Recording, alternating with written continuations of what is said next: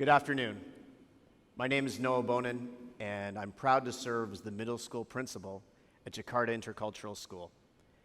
What I'd like to talk to you about this afternoon is that idea of why is it that the best, the strongest, the brightest students, particularly in international schools,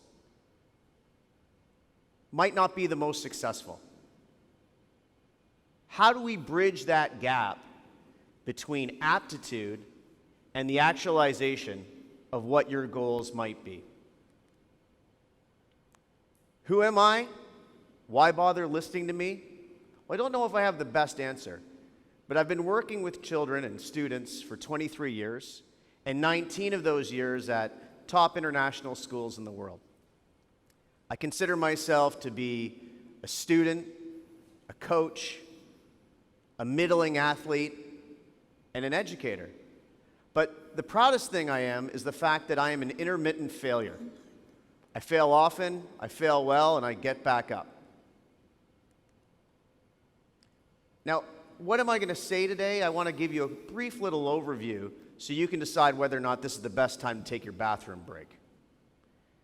First of all, I want everyone to know that I'm pretending to speak to a large group of high school students right now. I'm trying to give you just a couple of little tidbits that I want to give to any student that I work with, so perhaps you can bridge the gap. Nothing, well, virtually nothing that I'm going to say to you is actually new. It's based on a lot of research, and it's based on some experience. You'll hear elements of Angela Duckworth and that idea of grit and resilience and how important that is to be successful.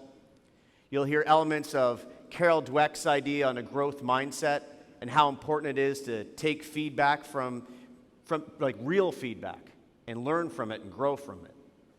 You'll hear elements of Malcolm Gladwell and that idea of the imminent orphans, where a lot of the times very successful people in this world have lost a parent before the age of 16 or 17, and how when that fear is gone, they end up being successful.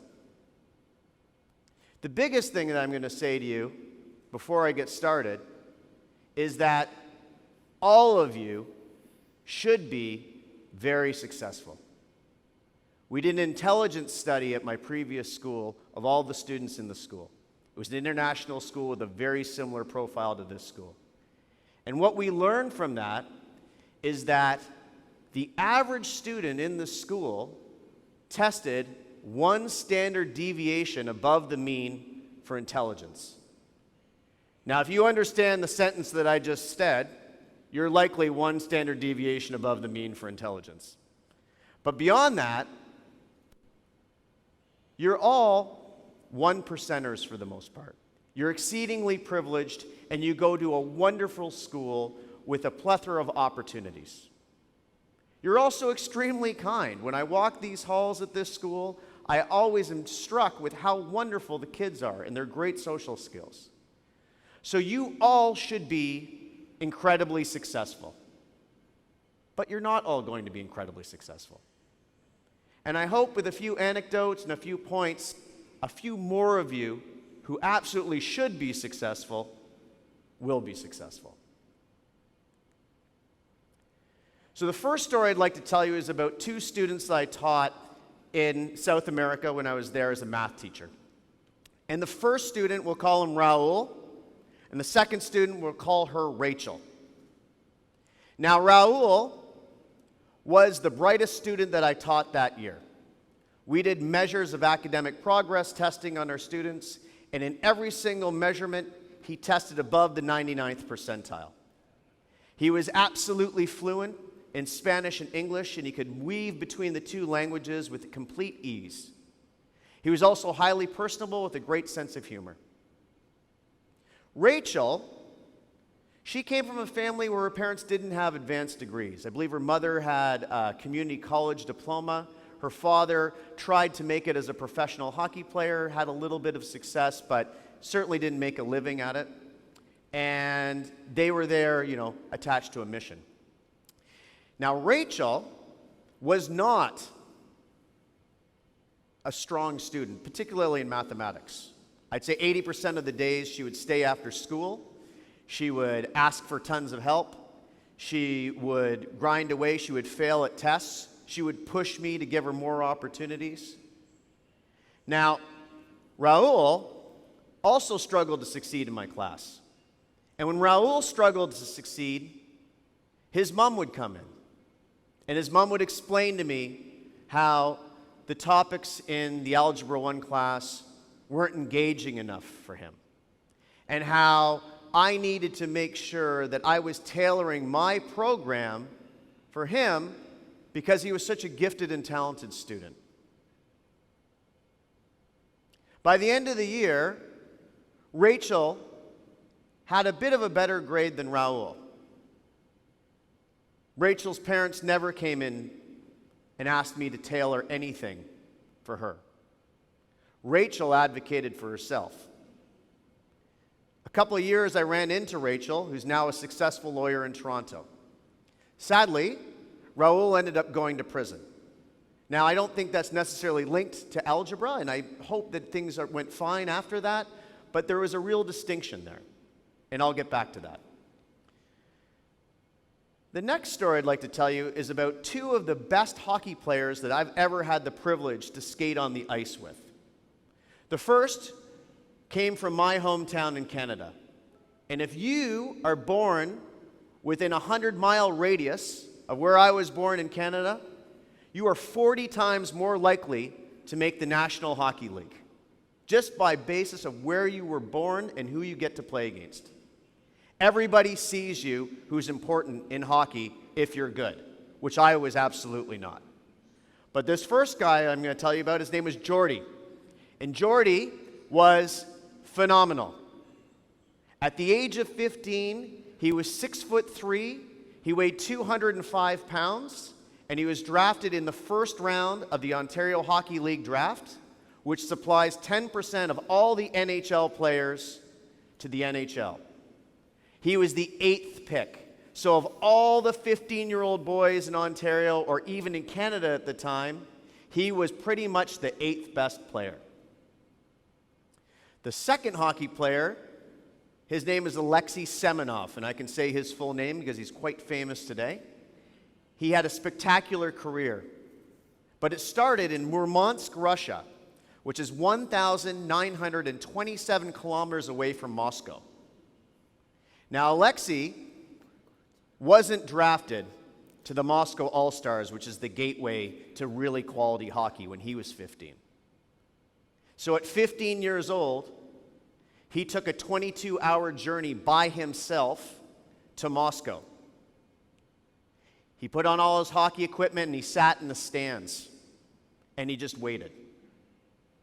He waited and he waited until one of the coaches comes off the ice and he's like, "What are you doing here? Why are you sitting here with all hockey equipment on?" And he said, "Well, I'm here to play hockey." And he said, "Were you invited to play here?" He said, "No," but he says, "You see that guy on the ice there? I played with him, and if you want him on your team, you want me on your team." He's like, "You can't just come down here by yourself all the way from Murmansk and sit in the stands and expect to play." He's like, "I'm here." And he ended up getting a tryout. He ended up playing. He then ended up going and getting drafted to the same league as Jordy, the Ontario Hockey League, where he didn't speak a word of English and he cried himself to sleep for a month on end because he was so homesick. But the difference is, Jordy, who had all these things set up for him, once he got to that big stage, his talent ran out. And that's a famous expression I want everyone to hear. There's a point in your life where your talent runs out, where all of a sudden you're not the smartest kid, where all of a sudden you're not the best soccer player. And the question is what do you do when your talent runs out? In the case of Jordy, he ended up changing his whole game, kind of turning into a bit of a more violent game. He phased out of the league in a year, and he really ended up never having a hockey career. In the case of Alexei, when his talent ran out, he pushed forward. And he just wouldn't accept it. He didn't believe it, and he took that talent and he pushed it and he pushed it and he pushed it. The third story would be kind of a personal story, and that is the idea of humiliation. Now, humiliation is something that we really protect kids against in international schools. We emphasize in all of our advisory programs, we emphasize in our codes of conduct, and just the fact that we really care deeply and we communicate openly with families. We do everything in our power to ensure that our kids don't experience humiliation. And while I do really believe that and I want to make sure that everybody feels nurtured and successful, sometimes humiliation can be the greatest gift. On my first day of 9th grade, I was 4'10" and I weighed 88 pounds. I was really the size of an undersized 6th grader. At my school at the time, we had a thing called grade 13, so there were 19 and 20-year-old men walking around the school. The very first thing anyone said to me at that school was they called me over in the lunchroom and they asked me if my mommy knew that I was there. On the school bus on the way home, I experienced things like having my trombone slammed in my chest like a pile driver, having various sports equipment taken away from me on the bus. And I remember explaining it to my father and saying, yeah, I don't have that hardball anymore. No, I didn't practice trombone because this happened. And he said to me, he's like, well, you're going to have to figure that one out. And I think once you stop being scared by those types of experiences, then it's less scary applying for jobs that you don't think you're going to get, or applying for scholarships that you don't think you're going to get, or standing up in front of a bunch of people doing a TED Talk who they don't even know you and worrying about those outcomes. That can be the gift of humiliation. So these points in these stories, like how are they specifically important to international school students?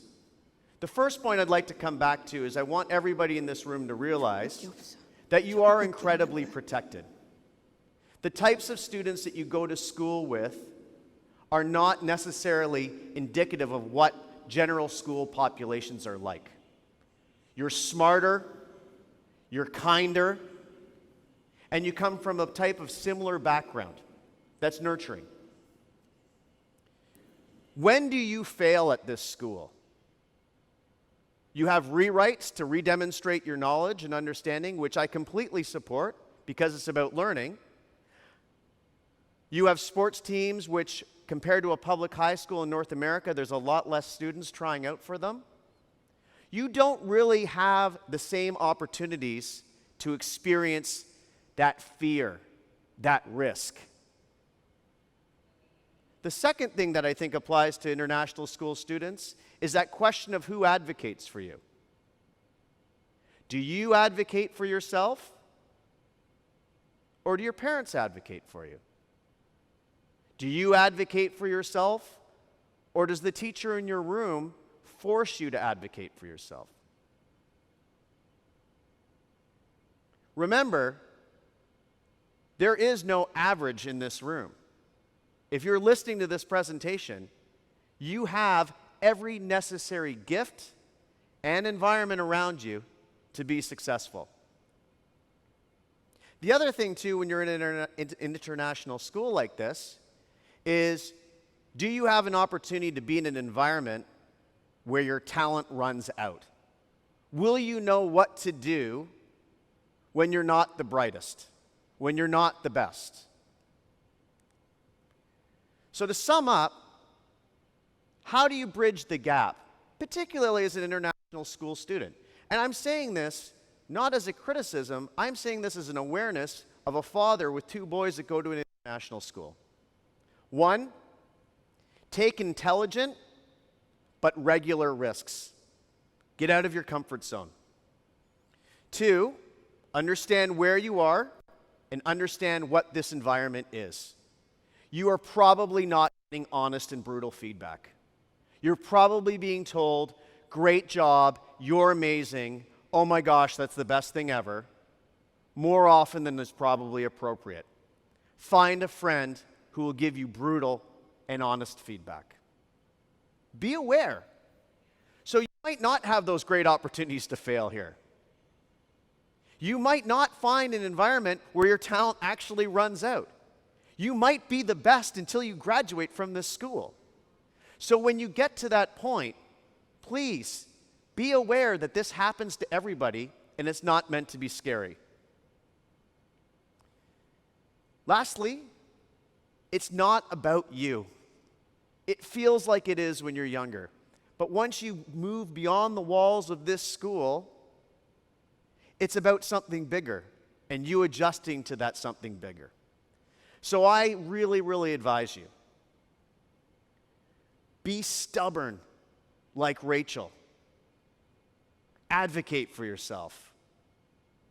Don't fear it when your talent runs out, and take those risks like Alexei Semenov did when he was 15 years old and he took the 22-hour journey down to Moscow by himself.